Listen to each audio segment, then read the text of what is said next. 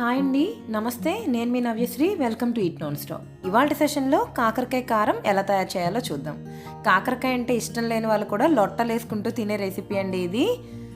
So ఇంకెందుకు ఆలస్యం, video చూసే ముందుగా కొత్త వాళ్ళు ఇంకెవరైనా మన ఛానల్ని చూస్తున్నట్లయితే సబ్స్క్రైబ్ చేసుకుని కిందన్న బెల్ బటన్ని క్లిక్ చేయండి. ముందుగా కాకరకాయలు ఒక అరకిలో తీసుకుని దానిపైన ఉన్న స్కిన్ మొత్తాన్ని కూడా ఇలా పీల్ చేసుకుని మధ్యలోకి చిన్న చిన్నవైతే గనక ఇలా కట్ చేసుకుని లోపల ఉన్న సీడ్స్ అన్నీ కూడా రిమూవ్ చేసేసుకోవాలి. అలా రిమూవ్ చేసుకున్న తర్వాత 1/2 టేబుల్ స్పూన్ పసుపు, 1/2 టేబుల్ స్పూన్ ఉప్పు కూడా వేసుకుని ఈ కాకరకాయ ముక్కలకి బాగా పట్టించుకోవాలి. మనం చేసుకునే ఈ రెసిపీ ఒక నెల రోజుల వరకు కూడా అస్సలు పాడవకుండా ఉంటుందండి, మనం గనక కాకరకాయ ముక్కల్ని బాగా డీప్ ఫ్రై గనక చేసుకున్నట్లయితే. సో చాలా జాగ్రత్తగా తడ అనేది లేకుండా పసుపు ఉప్పు కూడా ఈ ముక్కలకి బాగా పట్టేలాగా కలుపుకోవాలి. లైట్గా గరుకున్నా సరే ఏం పర్వాలేదండి, మీకు తినేటప్పుడైతే జస్ట్ చిరుచేదు మాత్రమే ఉంటుంది, అది కూడా ఉందా లేదా అన్నట్టు. చాలా చాలా టేస్టీగా ఉంటుంది. ఇలా ఈ ముక్కలకి పసుపు ఉప్పు పట్టించుకున్న తర్వాత ఒక 1/2 గంట సేపు పక్కన పెట్టుకోండి. ఇప్పుడు స్టవ్ ఆన్ చేసి కడాయి పెట్టుకుని అందులో కాకరకాయ ముక్కలు డీప్ ఫ్రై చేసుకోవడానికి సరిపడా ఆయిల్ వేసుకోండి. ఈ ఆయిల్ మీకు మిగిలిపోయిన తర్వాత ఏ రెసిపీ చేయడానికి కూడా పనికిరాదండి. సో మీరు అది దృష్టిలో పెట్టుకుని చాలా తక్కువ అమౌంట్ ఆయిల్ మాత్రమే మీరు యూస్ చేసుకోండి డీప్ ఫ్రైకి. ఆయిల్ కొంచెం వేడైన తర్వాత మనం ముందుగానే మ్యారినేట్ చేసి పెట్టుకున్న కాకరకాయ ముక్కల్ని ఈ ఆయిల్లో వేసుకుని ఫ్రై చేసుకోండి. మీరు మీడియం ఫ్లేమ్లో పెట్టుకుని ఎంత ఓపిక్గా మంచి గోల్డెన్ కలర్ వచ్చేంత వరకు ఫ్రై చేసుకుంటే అంతకాలం వరకు నిలవ ఉంటాయండి. చాలా జాగ్రత్తగా ఓపిక్గా ఫ్రై చేసుకోవాలి. ఇవి ఫ్రై చేసుకోవడానికి మాత్రం మీకు కొంచెం టైం ఖచ్చితంగా పడుతుంది. ఇలా మంచి కలర్ వచ్చిన తర్వాత వేరే ప్లేట్లోకి ఈ కాకరకాయ ముక్కల్ని ట్రాన్స్ఫర్ చేసుకుని మిగిలిన కాకరకాయ ముక్కల్ని కూడా ఇలానే ఫ్రై చేసుకోవాలి.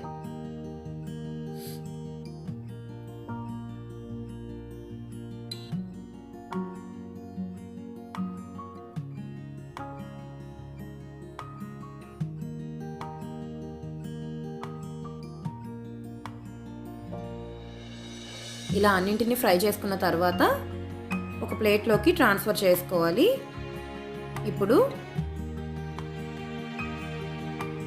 ఒక మిక్సీ జార్ని తీసుకుని అందులో ఒక మీడియం సైజ్ వెల్లుల్లి తీసుకుని ఆ రెబ్బలన్నింటినీ కూడా రిమూవ్ చేసి యాడ్ చేసుకోవాలి. అలానే 1 టేబుల్ స్పూన్ జీలకర్ర, 1/2 table spoon salt, 1 table spoon కారం యాడ్ చేసుకుని వీటన్నింటినీ కూడా మెత్తగా మిక్సీ చేసుకోవాలి. ఇలా ప్లేట్లోకి మనం కాకరకాయ ముక్కల్ని ఫ్రై చేసుకుని తీసుకున్నాం కదండి. ఇప్పుడు వీటిలోకి మనం బ్లెండ్ చేసుకున్న మిక్చర్ ఇదిగోండి, ఇలా కోర్స్గా బ్లెండ్ చేసుకోవాలి. వెల్లుల్లి రెబ్బల్ని వలవలసిన అవసరం ఏం లేదండి, డైరెక్ట్గా అట్లానే యాడ్ చేసుకోవచ్చు. మనం ఫ్రై చేసుకున్న కాకరకాయ ముక్కల్లోకి ఈ స్టఫింగ్ని ఫిల్ చేసుకోవాలి. నేను చెప్పిన క్వాంటిటీస్ అయితే కరెక్ట్గా 1/2 kg కాకరకాయకి సరిపోతాయండి. ఇలా మీరు చిన్న చిన్న కాకరకాయ దొరికితే కాయ పరంగా ఫ్రై చేసుకోవచ్చు, లేదంటే సగానికి ముక్కలుగా కట్ చేసి కూడా ఫ్రై చేసుకోవచ్చు. కాకరకాయ ఉల్లి కారం కన్నా కూడా ఈ కాకరకాయ కారం మీకు చాలా ఎక్కువ కాలం నిల్వ ఉంటుందండి. ఇలా ముక్కలన్నింటినీ కూడా స్టఫ్ చేసుకున్న తర్వాత ఇప్పుడు మీరు వీటిని దేనిలో అయితే స్టోర్ చేసుకోవాలనుకుంటున్నారో బౌల్ లేదా వెజల్ అది తీసుకుని ఒక లేయర్ లాగా కొన్ని ముక్కల్ని స్ప్రెడ్ చేసుకోవాలి.